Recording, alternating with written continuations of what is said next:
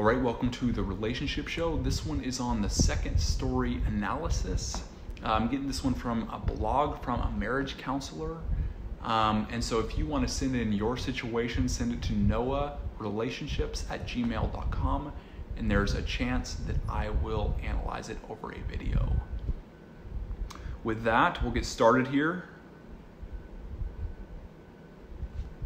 This story is about a couple that has been married for 12 years. They have 2 children, ages 7 and 10. They started out like any ordinary couple, fell in love, got married, and had kids. I don't like the ordinary word because ordinary typically is just like nice guy role. That's what I really think of when you say ordinary. It seems like nice guy role here. She immersed herself in the role of mother and wife. He worked full-time and saw his role as provider. He was involved in his kids' lives, but not to the full extent that his wife was. She became a stay-at-home mom and was devoted to the kids. During the 10 years of parenthood, these two didn't take a whole lot of time to be alone with one another. Yeah, so their focus is on the kids, their jobs, what they're doing day to day, and they're not focusing on like the attraction. So love and attraction are 2 different things. So for instance, a couple like this, they probably love each other, and they've been together for 12 years married. And they've gone through a lot together, and they're comfortable with each other, but the attraction isn't there. So everything they did was with or for the kids. So they have no free time. Being a full-time mom, she rarely took time for herself. And when she did, she felt guilty. So we all have a primary question in our lives. So it's like one question that we ask. And also it would probably more relate to our emotional home. So we all have an emotional home that we always get back to. So like if she's always guilty, that's where she's comfortable. No matter what the situation is, she'll find a way so that she can get back to her emotional home and feel guilty. Now this goes for, really all the emotions. I mean, you'll see like angry people, they'll get angry at, everything. Whereas like happy people, they'll get happy at everything, or they'll find a way to, find good in, horrible situations, and they'll be happy in that situation. You're like, what the heck? But it's their emotional center. So just recognize that and maybe ask where your emotional center is as well. Where do you always want to get back to?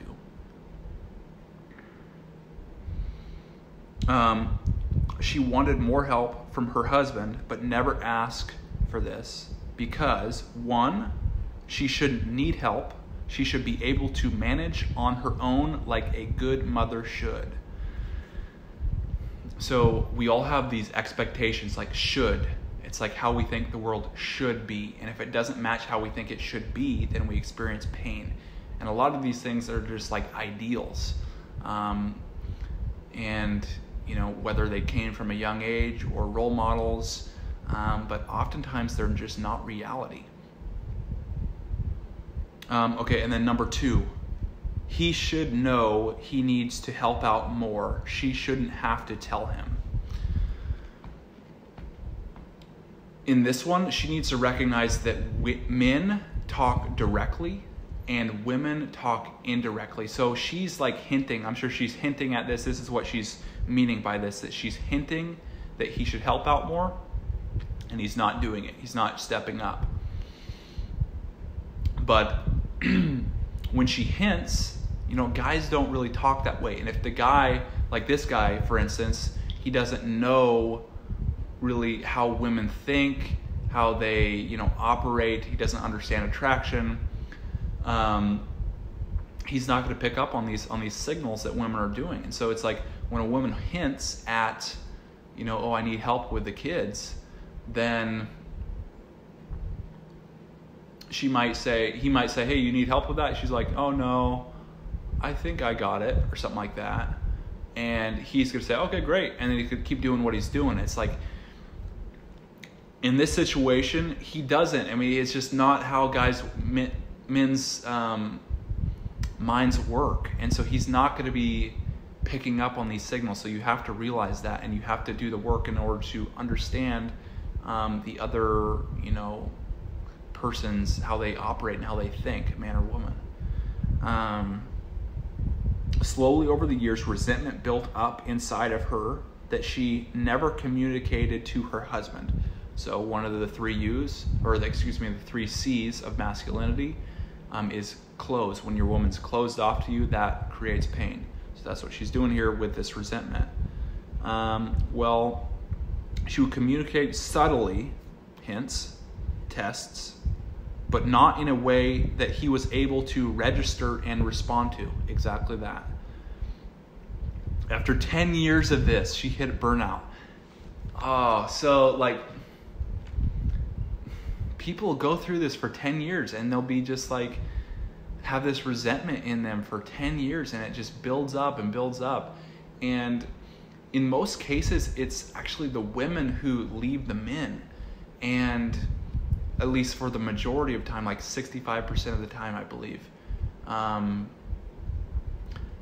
But they won't leave until all their interest is gone. And so they'll just basically live in this resentment, and it's really, really not a good place to live. And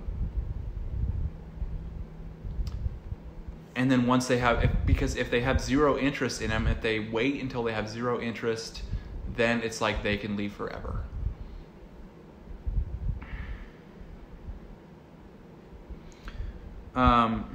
She began going out and disregarding how her actions impacted her family. She went into an emotional crisis and began acting opposite of her normal self, and began taking time for herself away from her family in large doses. So people don't leave, they don't really leave the other person. They leave, they try to escape the person they have to be while they're around that person. I got that one from Esther Perel, and she talks about that in depth. But it's like, who do you have to be around this person? And if you don't like that person who you are, then that's when you leave. She then met a man that showed interest in her, and she engaged in an emotional affair. It was, parentheses, it was caught before it got physical. Okay, so they're probably just like flirting or something. She's just going on there for attention. She's not being seen, This guy, he's just kind of like, seems like an average Joe kind of guy, and thinks that everything's checked off because he has a job, he works, seems like he's like a 9-to-5 guy, and then he gets home and just like watches TV, and then, but doesn't know that women need to be appreciated, and they need to talk through their problems, and he doesn't seem to be doing any of these tests, and now she's having to go to an outside source, enable for her to feel like she's special.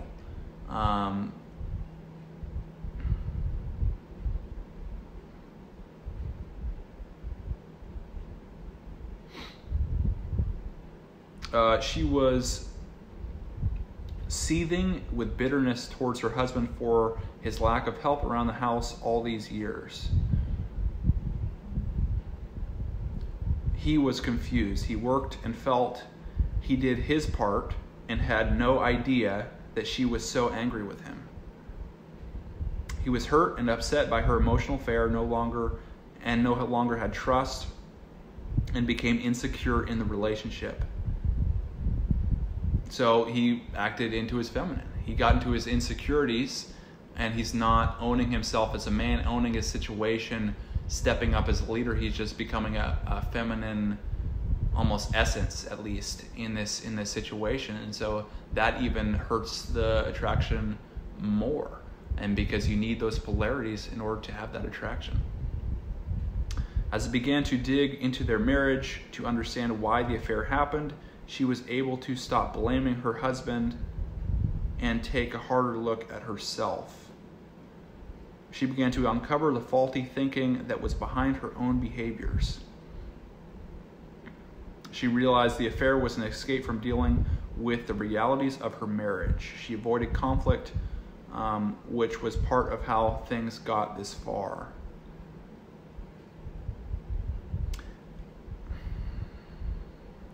She had a negative relationship with her own mother and was giving herself the message that she had to be perfect in order to be good enough. And so she's thinking, like, I have to be perfect in order to be good enough. Well, that's impossible. Perfect is the lowest expectation you can put on yourself, because that is, it's impossible. And so if you say you have to be perfect in order to feel good, you know, we are the ones who allow ourselves to feel things. And so perfect is unattainable. And so feeling good would then be unattainable. And it's not a fair reality and map of the world as far as like a blueprint of how you think the world should be.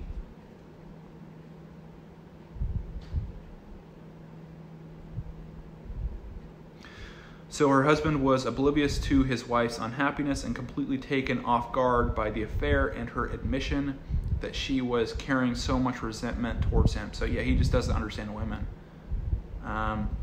He also avoided conflict. He's in his feminine. He's afraid to confront or stick up for himself. And in turn, that makes her feel unsafe. And it further puts him into his feminine energy. He realized over the years he may have read the signs of her discontent, but he turned away from it to avoid causing conflict, and their disconnection grew slowly over time. So he thinks that, in his mind, he thinks that if he confronts her, if someone's, you know, doesn't like him, he's afraid that people won't like him, and it's like he's afraid to stick up for himself. And he noticed that things were going wrong, but he didn't know how to solve it. And so he just basically went into a passive role. At the time they came into counseling, they were on the brink of divorce. With 2 children, they didn't want to go this road, but they were both in so much pain. They didn't know how they were going to make it work. They engaged in counseling on a weekly basis for 6 months, and then did monthly check-ins for 6 months after that. And they not only succeeded in taking their marriage off the ledge, but they feel happier and healthier and are experiencing a new relationship with one another. So there they didn't really go into the specifics, but they got help. How did they do it? She worked at understanding her own faulty thinking. That's a good step. I mean, she's understanding her model of the world is an ineffective one. She realized she doesn't have to spend every minute with her children to be a loving mother. Okay. She realized that she is allowed to take time for herself and doesn't have to feel guilty about it.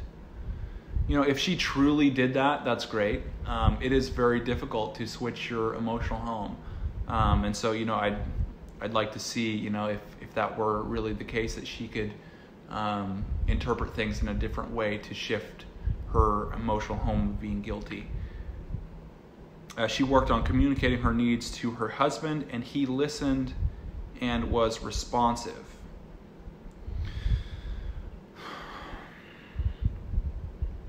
So just because someone is responsive, though, does not mean that they are effectively communicating. So what that tells me right there is she's telling, like, okay, this is what needs to be done. He's like, okay, yep, we'll do it. And he's becoming into she's getting the control in the relationship. She's leading it. He's still in this passive role. I guess you could call it like a beta male role, nice guy role. And so that still puts him in his feminine. And even though it seems like on the surface, oh, it's a loving act, a loving way to respond, it doesn't fulfill the need of attraction. And so let's read on. He realized he needed to do more than just provide financially, and is taking a much more active role in parenting the kids and helping around the house. But the things that this marriage counselor is having them do is like surface level, honestly. I mean, it's not getting deep in the real concepts that need to be corrected and need to be understood. They're like, oh, we'll just like clean the house. Oh, I read the 5 love languages book, and then acts of service is one of them, so I have to perform acts of service. That is great, but you know, it's like, it's not the deepest thing.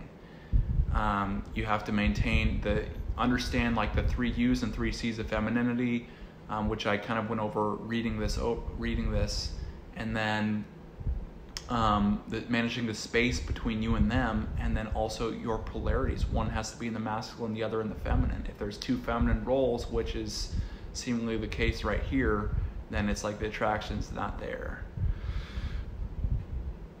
She was able to acknowledge the pain she caused with her emotional affair, and together they worked to understand why it happened, how to prevent it, and together they found forgiveness. That's good.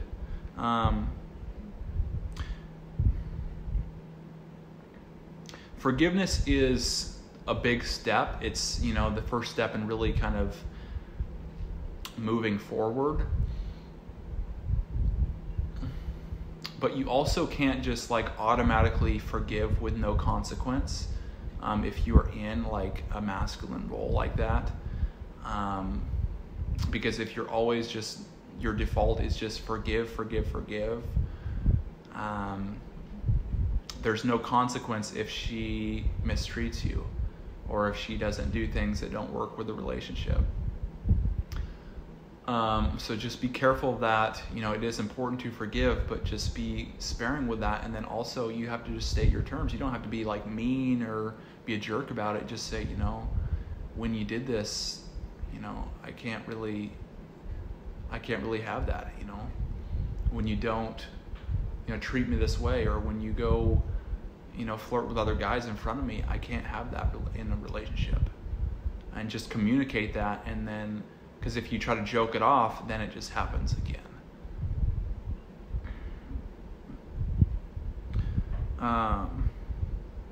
She became transparent so he could begin to regain a sense of trust. And when anything went awry, they talked about it together openly, honestly, and with love and kindness. That's great, but it's almost like idyllic, or however you say that. It's like an ideal that, oh, everything's just so sweet and so kind, and if you're just kind enough and you please them enough and you do things like, oh, you help out with the kids enough, then it's like, well, that means that if you do this, then you will have a successful relationship. And that's, it's like it doesn't really work, you know, that way. You have to involve like sticking up for yourself and being strength, and you can't just be all kindness all the time in order to maintain that masculine presence. So overall, through their experience and the counseling process, they were able to learn to communicate with one another, expressing their needs and becoming responsive to one another. They were able to forgive and rebuild trust. They learned a great deal about themselves and each other, and in the end, created a marriage that they both feel good to be a part of.